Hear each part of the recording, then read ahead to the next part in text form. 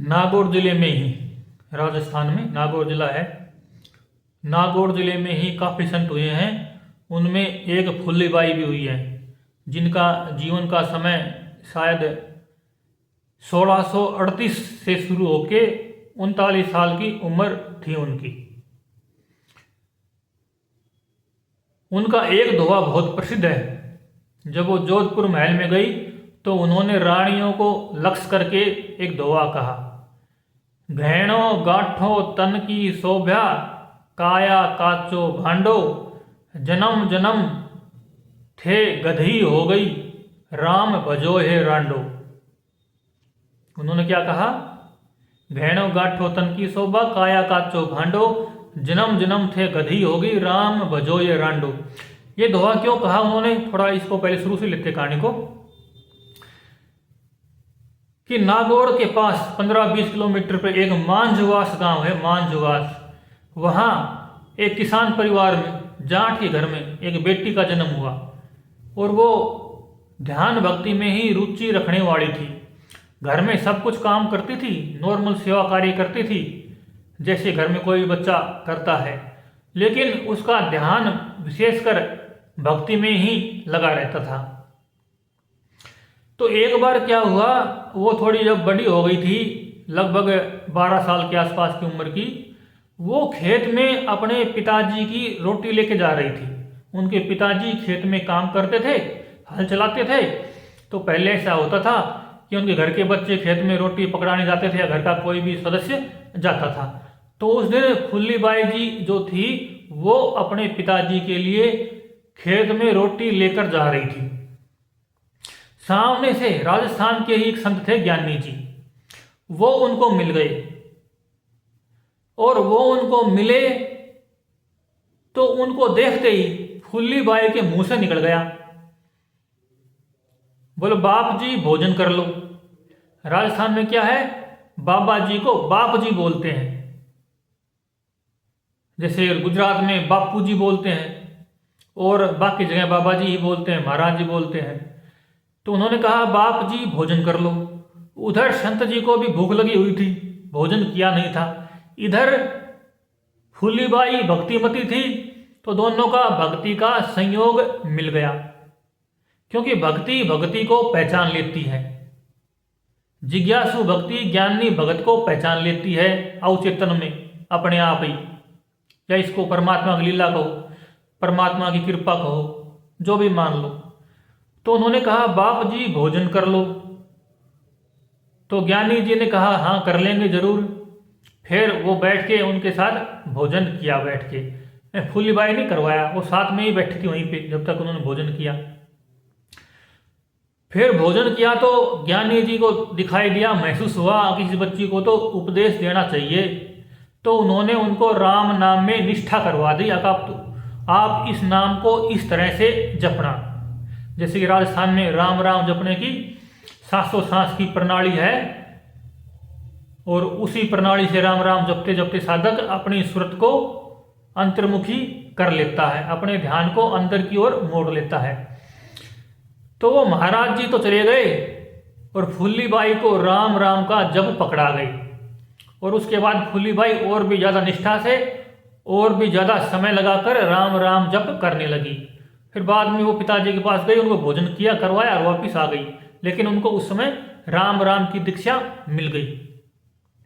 फिर कहते हैं वो युवा अवस्था तक आई, तब तक वो सिद्ध अवस्था में पहुंच गई थी। उनका भी ऐसे प्रबल संस्कार थे। जो संत महापुरुष होते हैं वो जन्मों के साधक होते हैं। इस जन्म में तो वो खाली जीवों को प्रेरणा देने के लिए आते हैं, असली काम तो वो पिछले जन्मों में ही कर चुके होते हैं। तो फुल्लीबाई भी उसी कोटि की संत महापुरुष थी। तो कहते हैं कि जब वो युवा अवस्था में आई और उनकी शादी का टाइम हुआ, उन्होंने तो शादी के लिए खूब मना कर रखा था पहले से घर वालों को, मेरे को शादी वादी नहीं करनी है, मैंने तो अपना पति भगवान को ही मान लिया है, मैं किसी नासवान शरीर वाले को पति नहीं मानूंगी। लेकिन घर की, समाज की अपनी जीवन शैली होती है, जिम्मेदारियां होती हैं, समाज की परंपराएं होती हैं, तो उनके पिताजी के ऊपर तो जिम्मेदारी थी कि बेटी की शादी कर दी जाए। पहले ऐसा हुआ करता था कि बेटा कुंवारा रह जाए तो थोड़ा बहुत चल सकता है, हालांकि बेटा भी नहीं चलता है समाज में। पुराने समाज के हिसाब से जो नियम थे, समाज बंधा हुआ था, समाज में लोग एक दूसरे पर निर्भर थे। तो कोई कुंवारा रहता है तो उसको हीन भावना से ही देखा जाता था, क्योंकि जिसमें योग्यता होती है उसको तो समाज की सभी चीज़ें मिलनी चाहिए।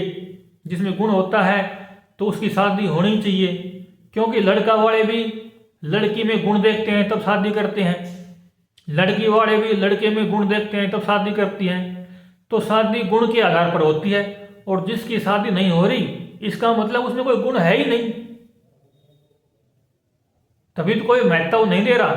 जिसका महत्व होगा उसी को चीज मिलेगी, उसी को कुछ मिलेगा।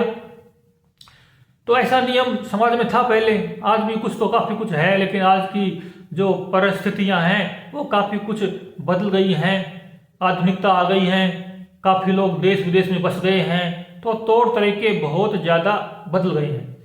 लेकिन जब उनके पिता पे, फुल्ली बाई जी के पिता पे जिम्मेदारी थी कि शादी तो करनी ही पड़ेगी, समाज का दबाव भी होता है, घर में बेटी कुंवारी नहीं रह सकती है।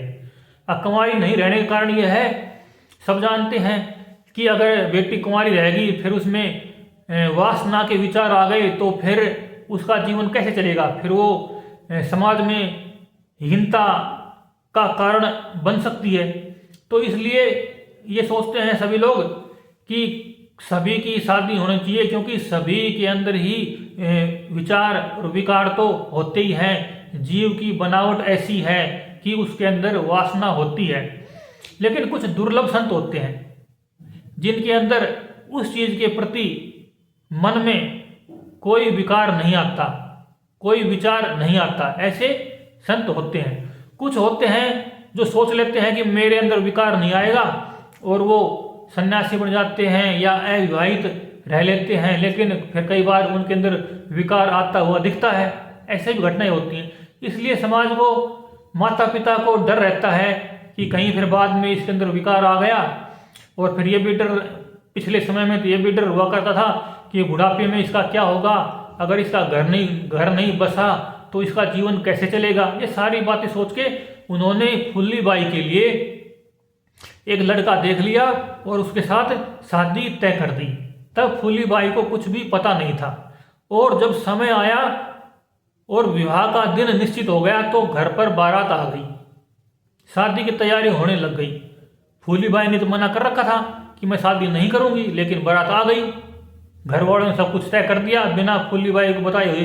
अगर ऐन मौका होगा तो ये मना नहीं करेगी। इतने लोगों के बीच, इतनी व्यवस्था के बीच ये दबाव में आ जाएगी और शादी तो फिर इसको करनी पड़ेगी। लेकिन फुल्ली बाई ने फिर भी मना किया कि आपने क्या कर दिया। फिर क्या हुआ, जब फेरों का टाइम आया, जब उनके फेरे लेने थे, अग्नि के चक्कर करने लगाने थे, 4 चक्कर या 7 चक्कर, कई जगह पे 7 चक्कर लगते हैं, मारवाड़ में 4 चक्कर लगते हैं। फिर अग्नि के फेरे लगाते हैं, अग्नि की परिक्रमा करते हैं, गांठ जोड़ के दूल्हा दुल्हन। तो जब फेरों का टाइम आया, अग्नि प्रज्वलित की, तब बोले लड़का को बिठा दिया गया वेदी के ऊपर और बोले कि लड़की को लेके आओ। तो कहते हैं वहां 2 फुल्ली बाई प्रकट हो गई। जब 2 फुल्ली बाई एक साथ दिखाई दी तो हड़कंप मच गया घर में। सब लोगों में आश्चर्य हो गया, ये क्या हो गया, 2 फुल्ली बाई कहाँ से आ गई। ये भगवान की लीला थी कहो, या फुल्ली बाई का संकल्प था कहो, या फुल्ली बाई की योग शक्ति थी ये कहो, अब कुछ भी मान लो। लेकिन कहते हैं वहां 2 फुल्ली बाई प्रकट हो गई। अब जब उनके लड़का वालों को पता लगा कि फुल्ली बाई का शादी करने का मन नहीं है और ये अपने साध्वी जीवन जीती है, तो उन्होंने उनसे कहा कि ठीक है, इनका मन नहीं है तो हम शादी नहीं करेंगे। और वो बारात वापस लौट गई बिना दुल्हन लिए ही। फिर कहते हैं वो सिद्ध हो गई तो उनकी चर्चा क्षेत्र में फैल गई। उनके पास संत महापुरुष भी उनका नाम सुन के उनके दर्शन करने के लिए आने लग गई। तो एक बार क्या हुआ, वहां से कोई संतों की जमात, संतों की टोली गुजर रही थी और वो इधर से भारत से मांजवास होते हुए, नागौर होते हुए काबुल की ओर जा रही थी, काबुल चली गई थी। इधर फूलीबाई के दर्शन किए और फूलीबाई के दर्शन करके वो काबुल चली गई, संतों की जमात है। और जब वो काबुल गई तो संयोग से जहां से वो ठहरे हुए थे उधर से जोधपुर के राजा जसवंत सिंह का निकलना हुआ। और जोधपुर के राजा जो जसवंत सिंह जी थे वो भी ध्यान में, अध्यात्म में, नाम जप में गहरी रुचि रखते थे, ध्यान साधना भी करते थे। उधर वो साधु लोग फुल्लीबाई की बात कर रहे थे। जब उन साधुओं को पता लगा कि ये राजा साहब हैं, ये जोधपुर जिले के हैं, नागौर जोधपुर वो क्षेत्र पूरा एक जैसा ही है, एक सा ही है मारवाड़ का, तो उन्होंने कहा कि ये राजा भी फुल्लीबाई की तरफ के ही हैं। तो उन्होंने ऐसा सुना तो उनकी जिज्ञासा हुई कि ये फुल्लीबाई का नाम क्यों ले रहे हैं और मेरे से फुल्लीबाई का नाम जोड़ के क्या बात कर रहे हैं। तो उन्होंने उन संतों से पूछा कि आप क्या बात कर रहे हो, फुल्लीबाई कौन है, क्या है। तब उन्होंने कहा कि नागौर के पास जो मांजवास गांव है वहां फुल्लीबाई रहती है, ऐसी ऐसी एक संत है, उस क्षेत्र की सिद्ध है। तब तक जसवंत सिंह जी को पता नहीं था। फिर जब जसवंत सिंह जी, उस समय उनकी ड्यूटी काबुल में थी, पहले ये छोटे छोटे रजवाड़े हुआ करते थे, वो समय था शायद शाहजहाँ का समय रहा होगा, शाहजहाँ का या औरंगजेब का, तो वो उनके अधीन थे, शाहजहाँ के या औरंगजेब के अधीन। और उनकी ड्यूटी काबुल में लगी हुई थी। जब वो काबुल से जोधपुर वापस आए तो अपनी सेना की टुकड़ी सहित उधर से गुजर रहे थे, तो उनका मन हुआ कि मैं फुल्लीबाई के दर्शन करने जाऊं। और वो फुल्लीबाई जी के दर्शन करने उनके घर पे चले गए और सेना को एक तरफ छोड़ गए, रख गए। जब वो फुल्लीबाई घर पे गए तो फुल्लीबाई गोबर की थेपड़ी थेप रही थी, जिसको थेपड़ी बोलते हैं, कई जगह ऊपड़ा बोलते हैं, कई जगह कंडा भी बोलते हैं। वो थेप रही थी जिसको फिर बाद में सुखा के जलाने के काम में लिया जाता है। तो उन्होंने पूछा, सामने फुल्लीबाई मिली है, फुल्लीबाई कहाँ है। तो फुल्लीबाई ने रूखी आवाज में कहा, यही है फुल्लीबाई। फिर वो फुल्लीबाई ने इसके अलावा कुछ भी नहीं कहा, कुछ भी नहीं बोली, बस इतना कहकर चुप हो गई और अपने काम में लगी रही। तो राजा जसवंत सिंह जी थे, उन्होंने कहा कि मैं जोधपुर का राजा जसवंत सिंह हूं और मैं आपसे सत्संग चर्चा करने आया हूं। तो उन्होंने उपेक्षा से कहा, मेरे से क्या सत्संग करोगे, तुम राजा हो, मैं क्या हूं। और ऐसे बात करते करते उनके हाथ से गोबर का छिट्टा लग गया और वो छिट्टा राजा साहब के कपड़े पर गिर पड़ा। तो राजा साहब को थोड़ा आक्रोश महसूस हुआ कि ये कैसी है, मैं राजा हूँ, मैं इनसे सत्संग चर्चा करने आया हूँ, लोगों को सुना है ये संत है और ये तो मेरे से बात करने में रुचि नहीं दिखा रही, कुछ बात भी नहीं कर रही, सत्संग चर्चा के लिए तैयार नहीं हो रही है। तब उन्होंने कहा कि मैं, तुम जानती नहीं मैं जोधपुर का राजा हूँ और तुम मेरे को छिट्टा मार दिया गोबर का, एक तो तुम नॉर्मल रूप से बात नहीं कर रही हो। तब फुल्लीबाई ने कहा, तुम राजा हो तो अपने घर में हो, अपने राज्य में हो, हमारा राजाओं से क्या मतलब है। तो राजा को लगा कि ये तो हमारी उपेक्षा कर रही है। फिर फुल्लीबाई ने कहा, तुम राजा हो या कोई भी हो, राजा का शरीर भी अजर अमर नहीं है, राजा को मरना पड़ता है। और राजा के कपड़े पहन लिए तो क्या तुम्हारी मुक्ति हो गई, क्या तुम्हें अमरता मिल गई, क्या तुम्हें आत्मबोध तत्व ज्ञान हो गया। और छींटे लग गए तो तुम अपने आप को राजा मानते हो, इसलिए तो अहंकार कर रहे हो। अगर तुम्हारे भीतर अब भी राजा की भावना है और तुम किसी संत से मिलने आए हो तो फिर तुम कैसे सत्संग करोगे। किसी संत के पास जाते हैं मिलने के लिए, तब अहंकार को नीचे रखना पड़ता है, तब उससे सत्संग पर चर्चा होती है, तुम क्या करते हो। तो राजा को अपनी गलती का एहसास हुआ और उन्होंने कहा कि आपने मेरी आंखें खोल दी है, आपने जो बात बताई उससे मेरे पर असर पड़ा है, मेरे मन में जो अहंकार की भावना थी वो अब थोड़ी नीची तो हुई है, लेकिन आप कृपा करो थोड़ी सत्संग की बातें कर लें। तब फुल्लीबाई ने देखा कि अब राजा के अंदर नम्रता आ गई है, तब उन्होंने कहा ठीक है। तब उन्होंने कहा कि मैं आपको अपनी बहन स्वीकार करता हूँ और मैं आपको कुछ भेंट देना चाहता हूँ। तो उन्होंने सोने की कुछ असरफी वगैरह उनको देनी चाहिए।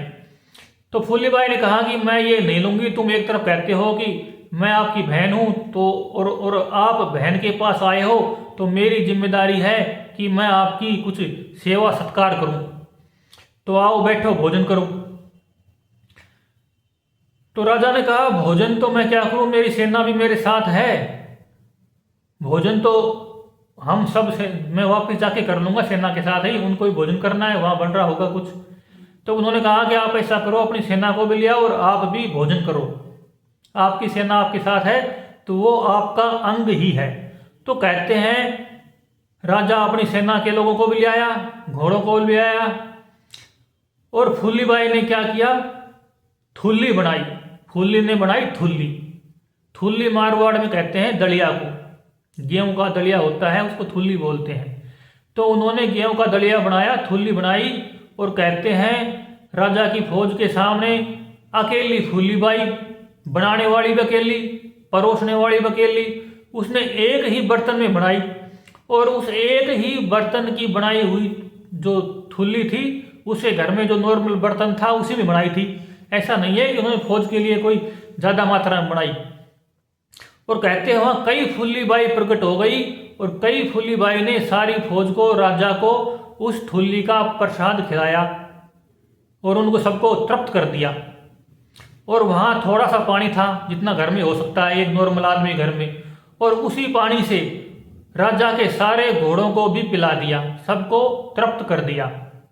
तो राजा उनसे बहुत प्रभावित हुआ, कहा कि आप तो पूर्ण संत हो, आप कृपा करके हमारे महल में पधारो और हमारी रानियों को भी उपदेश दो ताकि वो भी कल्याण पथ पर आगे बढ़ सकें।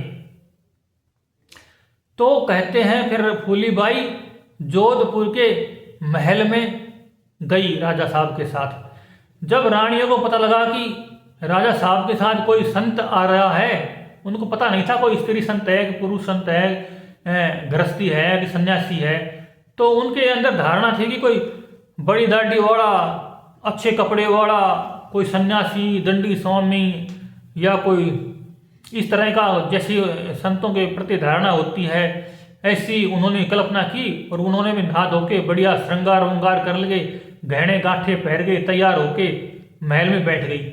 जैसे ही फूलीबाई ने देखा, महल में प्रवेश किया, और उनको देखते ही फूलीबाई के मन से जो धोआ प्रकट हुआ, उनकी वाणी से जो धोआ प्रकट हुआ उन रानियों को देख के, क्योंकि उस समय रानियां बहुत सारे गहने पहन के बैठी हुई थी।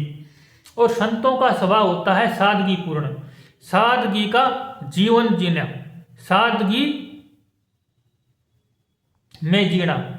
तो उस समय उन्होंने देखा तो उनके मुंह से यही धुआं निकल पड़ा, गहनो गाठो तन की शोभा, काया काचो भांडो, जन्म जन्म थे गधी होली, राम भजो ये रांडो।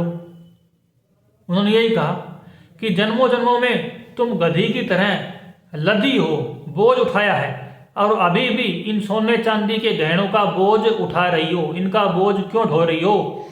इनकी जगह राम राम को अपना गहना बनाओ, राम राम करो, ये सच्चा गहना है, इससे तुम्हारे तन की शोभा हो जाएगी, अजर अमर अविनाशी तत्व की प्राप्ति हो जाएगी। ये घटना जोधपुर महल की थी। और इसके पहले एक घटना और छूट गई है। कहते हैं राजा साहब से मिलने के पहले की बात है, जो फूलीबाई जी थी वो अपने घर के सारे काम नॉर्मल रूप से किया करती थी, जैसे कोई भी घर की स्त्री करती है।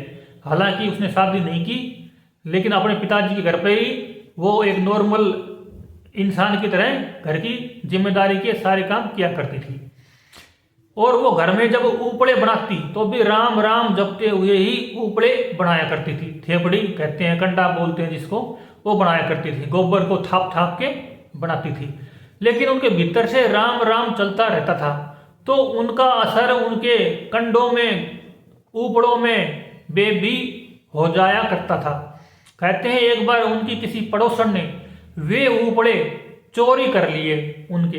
पहले बाड़े हुआ करते थे, गाड़े बोलते थे, कहीं बाड़े बोलते थे, घर के अलग से, घर के बाहर, या पहले घर में भी, घर भी बड़े बड़े हुआ करते थे, वहाँ थोड़ी सी छड़ियाँ, कांटे की लकड़ियाँ डाल दिया करते थे, और हद बना लिया करते थे। तो उनकी पड़ोसन उनके उपले उठा ले गई।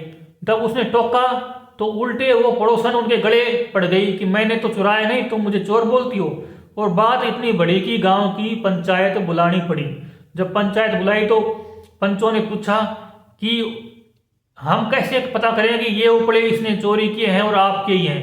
तो फूली बाई ने कहा, जो मेरे उपड़े होंगे, मेरे कंडे होंगे, उनको आप कान लगा के सुन लो, उनमें राम राम की ध्वनि सुनाई देगी। फिर यही हुआ, पंचों ने उपड़ों में कान लगा के सुना तो उनके अंदर राम राम की ध्वनि सुनाई दी, और वो उनके जो उपड़े थे, कंडे थे, वो वापिस फूली बाई की तरफ आ गए।